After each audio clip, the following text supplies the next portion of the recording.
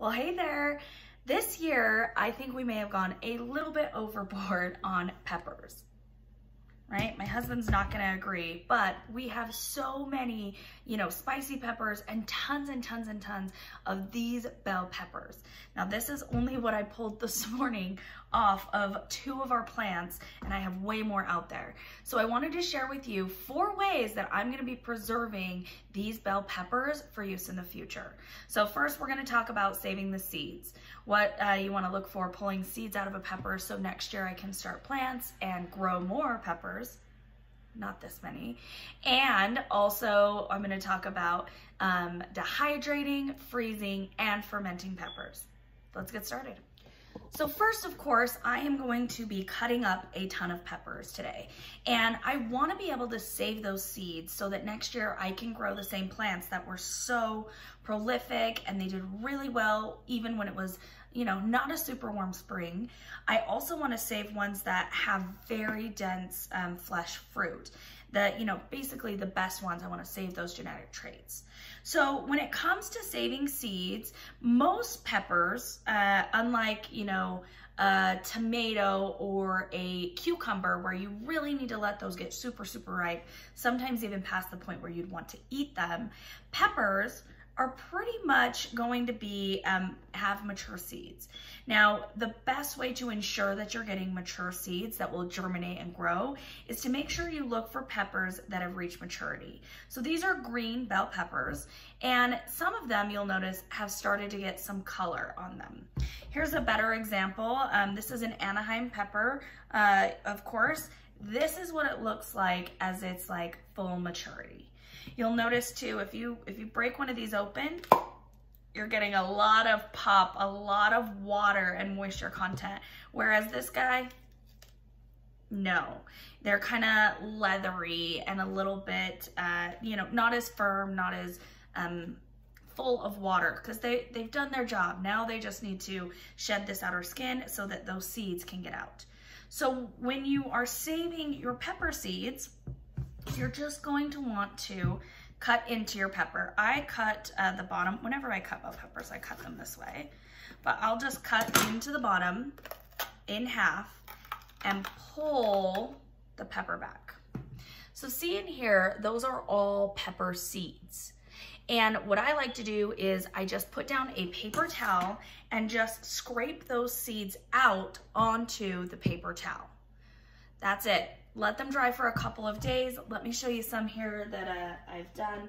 This obviously is from a cucumber. So cucumbers are a little different. You have to ferment them and then let them dry.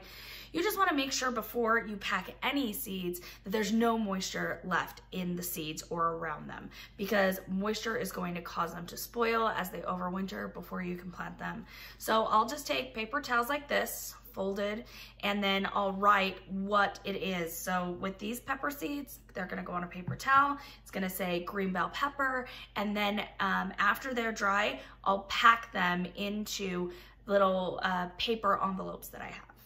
All right, so now the actual 3 methods of preservation. What you want to think about before you decide how you're going to preserve all these peppers is how you want to use them. One of the biggest ways that I use peppers is I will dice them up and use them, in flavoring my cooking. So I'll mix that in with onions and garlic if I'm doing kind of like Southern or Creole style cooking. My kids love their green peppers inside of omelets, but for most of those applications, I just need them diced up already. So I dice up a whole bunch of these green chilies to the size that I'll use in those applications, and I just place them onto a baking sheet, and then I'm gonna pop them in the freezer so that they individually freeze, and I don't have to worry about them being in a big clump when I go to pull them out and use them in the future. So back to the chopping.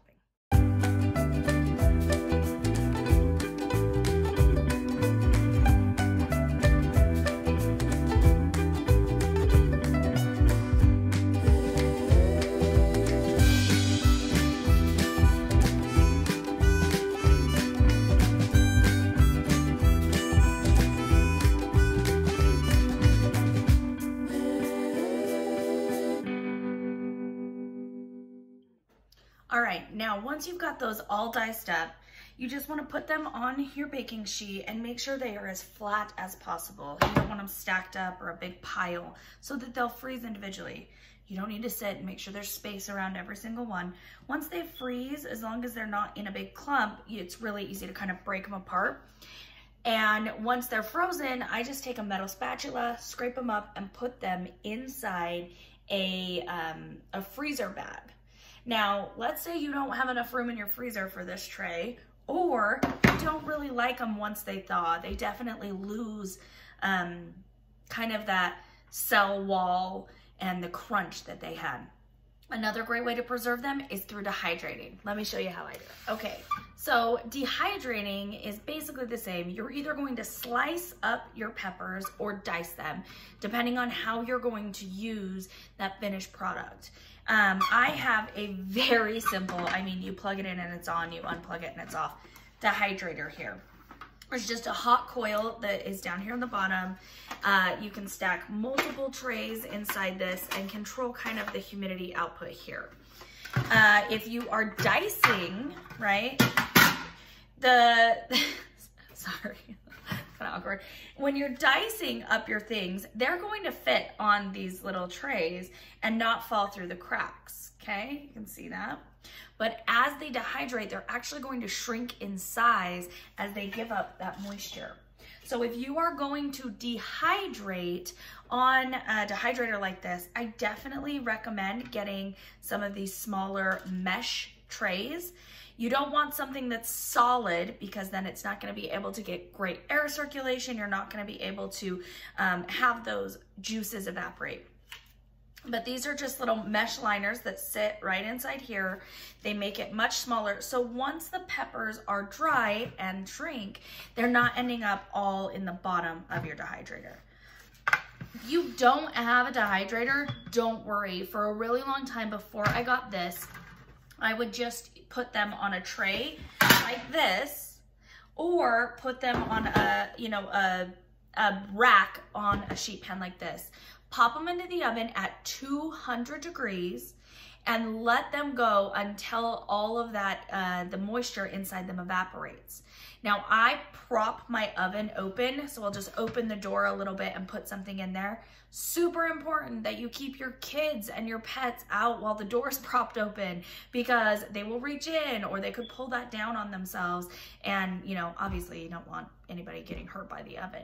But you'll just want to, if they are going in the oven, you need to keep a really close eye on them, because depending on how much moisture is in them or what size you cut them to, they're going to dry at different rates. So super small, let's see here, like ones that are cut tiny, tiny like this guy are going to lose their moisture way faster than these bigger guys. So either make sure that you cut them very uniformly, and even then keep an eye on them.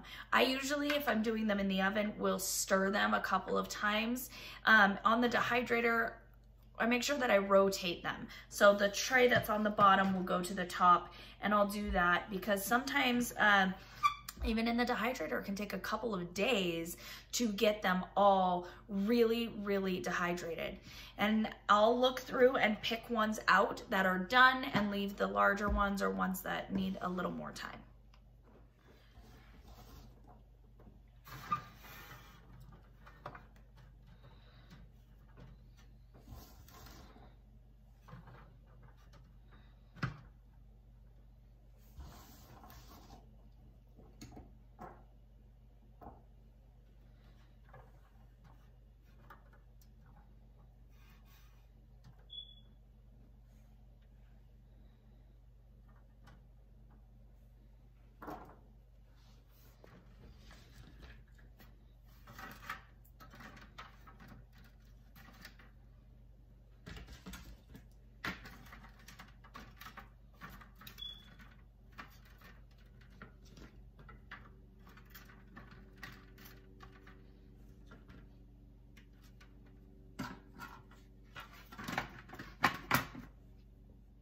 Okay, and the final way that I'm gonna preserve some of these amazing green peppers is fermenting. If you haven't tried fermenting, you are missing out. I recently started fermenting, and fermented carrots are like my favorite thing. So I have jars and jars of these downstairs because I just can't, I'm eating them faster than they can ferment. So, and my family is really liking these, and you can try it with any sort of flavors, different combinations. So I'm gonna show you super basic, the basics of starting a ferment. Really all you need is the vegetable you want to ferment and a brine. Now the brine, I mix up 1 quart of water and 1 tablespoon of salt. Now that's the ratio if you have some starter liquid or some, I don't know, another, to really kick your ferment off. What we're going to do is we're gonna grow the good bacteria that's already on these green peppers while it ferments. And the salt is going to help inhibit the bad bacteria from being able to grow in those same environments. If you do not have a starter liquid, and what I mean by starter liquid, I am going to take a 1/4 cup off of this ferment to start, to kickstart this, you know, the green peppers. That's a starter liquid. Or a raw, unflavored kombucha. That's how I started all of my ferments. I actually went to the store, I bought a raw kombucha, and I filled up about half of my jar on the first couple of ferments with that kombucha. Now, afterwards, I found out you really only need to shake it up really well and get about a 1/4 cup of it, and it will help kick that off. If you do not have that, or you don't want to use kombucha, you can just double the salt. So to 1 quart of water, you would do 2 tablespoons of salt. You just need to make sure that it's going to be salty enough, because you don't have, you know, a kickstart of the good bacteria, that you're going to be able to preserve these without having to worry that the bad bacteria is going to eat them. I hope that makes sense. Makes sense to me. So either we're going to start with some sort of starter liquid, or you're going to double the salt. Okay? So double the salt is 2 tablespoons in 1 quart. If you're starting with a starter liquid, it's 1 tablespoon of salt in a quart. It's important to know the type of salt that you use matters, because we want to, you know, build this really good cultured brine, and you can't do that if you're using iodinized or salt that has a bunch of anti-caking chemicals in it. So make sure, I use Himalayan pink sea salt. You can use Redmond real salt. You can use canning salt, because it's not going to have any of those extra additives into it. You just really want to avoid iodinized table salt, or any combination of the two. So let's look here really quick, and you can see down here in the bottom of the jar all of what I would call the mother. So I'm going to use this starter liquid, but I want to make sure, oh, listen, can you hear that? It's hissing. That means it's doing its thing. So I'm gonna stir this up, or shake it up, before we use it. But first, let's do this in order. Okay. So I'm gonna take my jar, and I love garlic, so I'm gonna put a couple of smashed, peeled garlic cloves into my fermenting vessel. This is just a glass mason jar. You can use any type of glass. I have ferments going in pickle jars. I can't use pickle jars for canning, so you know, it's great to be able to use some of those for a use in the home and helping to preserve. I know canning jars have been super hard to find this year, or at least the 2-part lids that go on them. And so if you're struggling to find those, or you don't have extra ones, you can use any type of glass jar for fermenting. All right, so for my ferment, I'm gonna go ahead and I am just gonna pack all of these delicious green peppers in here.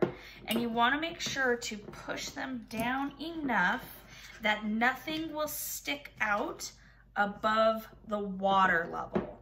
So if anything is sticking out above that delicious brine, it's going to mold. And that could introduce bad bacteria into the brine itself, and that's when you're gonna have a ferment go off. But oh my goodness, if you haven't tried fermenting, I'm like new to this and I'm hooked. I am all in. Okay, so I've got this really packed down in here, full of those delicious green peppers.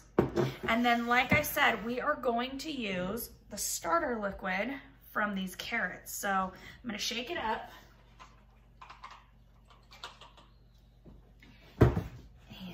pop it open. And in here, I am going to get a 1/4 cup of the brine.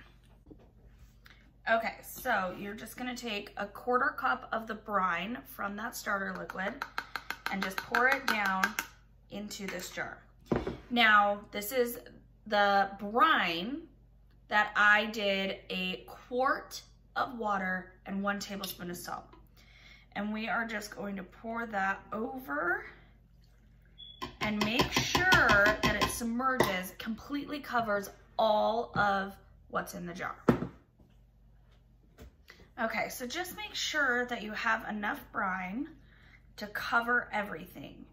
Now, it is kind of tricky sometimes to keep everything down under this brine. You can buy weights on Amazon and different places like that.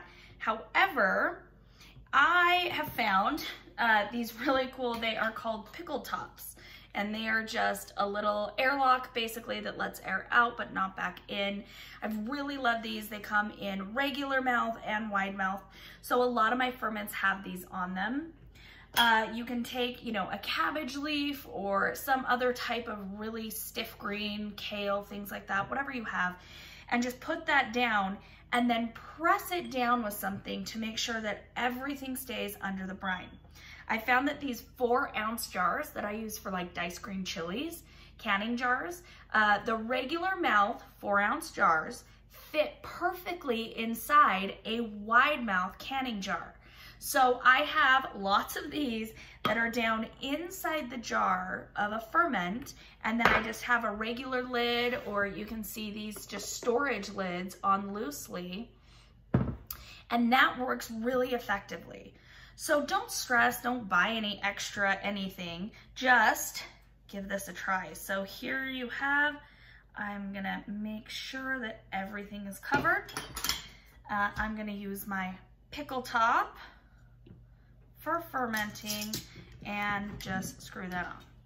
So you can see down here, it looks a little cloudy. That's because my starter liquid is already going to work. It's already working on really growing the good bacteria in this jar. Now, you're gonna have to let this sit for at least a week. If you don't start with a starter culture, it's gonna be longer. But you can sneak a couple tastes to see when this is ready and what level you like it. I like them, I've found. The longer they sit, the more I like them, and they have, none of them have ever made it past a couple of weeks in our house. So I did do quite a few jars of carrots to see if I can get them really, really fermented. But this is a great way to preserve without you needing power, right? It's not going in our freezer. You don't need your oven. You don't need the dehydrator, but it's going to help keep them crisp, and it's gonna help preserve all these veggies that I have so that they're good for fresh eating all throughout, you know, the fall and deep into the winter. So I hope that you enjoyed watching all of these different ways to preserve green peppers or bell peppers. You can use any of these methods on any pepper, but just make sure you're saving the seeds and you're not throwing away all of that bountiful harvest.